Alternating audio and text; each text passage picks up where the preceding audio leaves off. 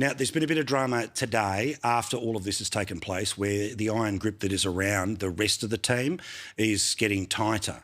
Now, the last game was played on the Gold Coast and you can clearly see that one person is being led on the bus by a whole series of chaperones, but also by their fellow teammates. You've got to imagine the pressure that is on all of these women, the 5 that have been able to break off and the majority that are going to go home, because the truth is who knows what's going to happen to them when they get home and who knows what is going to happen to their families for those that are staying here. This is really serious stuff. Well, this has moved its way now to Sydney because, of course, they go from the Gold Coast to Sydney, and there's been pretty emotional scenes at Sydney Airport. Now, understandably, there are members of the Iranian community who have tried to turn up at Sydney Airport, but anyone who has travelled on the internal transfer knows that you don't go out of the airport. You essentially are kept inside the airport to be able to make the international flight. The international flight leaves in, well, there's the curfew that happens by 10 o'clock Sydney time, 45 minutes from now. So I'll tell you exactly what's happening with that flight, be it delayed due to mysterious mechanical reasons or whether it's already up and in the air. But this thing is absolutely heart-wrenching. I'm glad everything worked. I'm glad the government got into gear. I'm glad that the women who were able to get away could get away, and I'm heartbroken for what happens to their families at home and for the women who wanted to get off that bus, but for all the different reasons. And imagine if it was you. Imagine if it was you. Now, this is yet another reminder about the luck of those of us that have been born in this beautiful country and the joy of those that have been able to come here and become citizens in this country.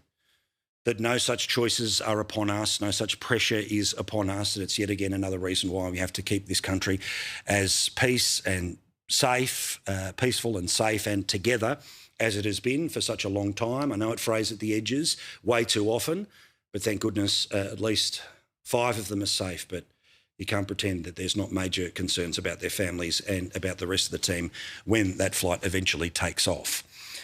We will be talking to a representative of the Iranian community a little bit later in the program, Rana Dadpour. We spoke to her at the start of the war.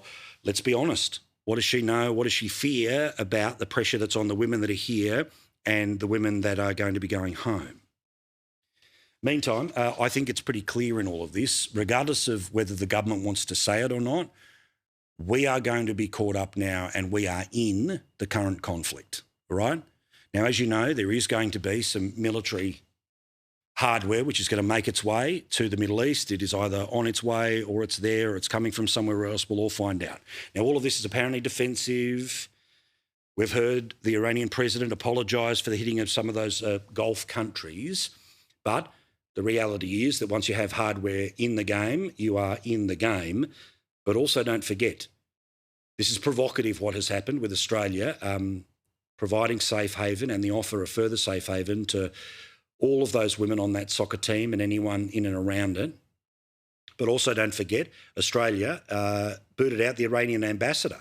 Why? Because the Iranians were behind terrorist attacks in Australia. So whether the Prime Minister wants to admit it, whether they find the form of words or not, while we are not as deep into this as the United States or Israel, we are in this now, which means we take even greater interest in what is happening during the day when it's nighttime over there and all night long when it is daytime over there. Which brings us to the question of petrol.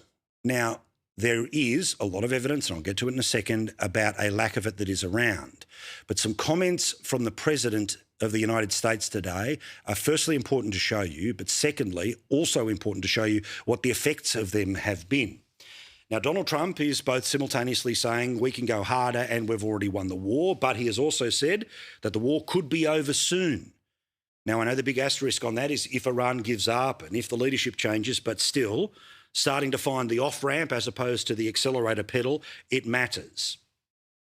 We're achieving major strides toward completing our military objective. And some people could say they're pretty well complete. Now, what has this done with world oil prices? What has happened is there was that massive spike in the past 24, 48 hours, but this is the oil price over the past week. Now, at $93 a barrel, and this was the close of many of the Asian markets, that is still higher than the price, say, as I said, about a month ago, where we were talking about $80 a barrel. The red line zone seems to be if it ends up being $100 a barrel. Now, clearly, you've seen in the past couple of days it go to 105, 110, 115 and almost 120. So when the president starts talking about the off-ramp, and I think it is going to be an American off-ramp, and then Israel continuing on with their campaign with the support perhaps of American munitions, that's important. But as for the petrol issues and the petrol issues here in Australia, now, I know that the briefing that is being given clearly to the politicians is nothing to see here. Australia is fuel secure right now. Order. We have as much fuel coming in through our ports now as we did before the war in the Middle East began. We'll continue to work to ensure that we have the fuel that we need, protecting families and primary producers so they can fill up their cars and so they can keep their farms operating. But the truth is, there's been plenty of reports, including what you may be experiencing if you're watching us on Sky News Regional right now, that there are petrol stations, independent petrol stations, and of course it is right out into regional areas that are starting to dry up. Now, whether that's because there is a supply issue with people that far into the bush, whether it's the ordering cycle, who knows? But again, if the Bowsers don't work and that's an issue, well, it doesn't matter why it's an issue, it becomes a problem. Meantime, Freedom Fuels in Victoria Point, they too running dry as they are awaiting their next delivery. Now, remember, these people are in the profession of making sure that their tanks are always full. So it's not like they don't know you've got to order it on a Tuesday for it to be dropped off on a Thursday, etc., etc. There is a problem with it getting to those areas.